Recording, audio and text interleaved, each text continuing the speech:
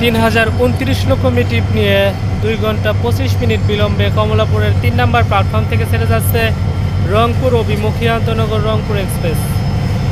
ঢাকা এবং রংপুরের মধ্যে চলাচলকারী আন্তনগর রংপুর এক্সপ্রেস কমলাপুরের 6 নম্বর প্ল্যাটফর্ম থেকে ছেড়ে যাচ্ছে।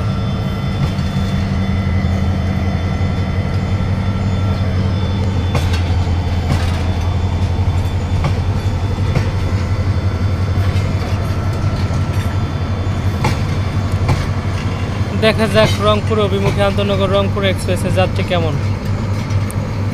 এসিতে তো বোঝা যাচ্ছে না, পিছনেগুলো বোঝা যাবে হয়তো বা।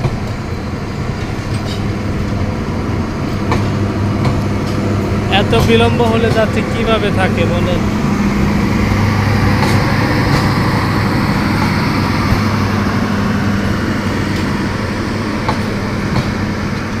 সুবন চেয়ারে মোটামুটি অর্ধেকের বেশি সিট খালি আছে।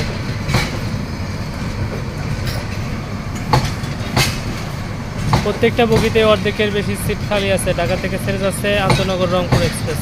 ধন্যবাদ সবাইকে।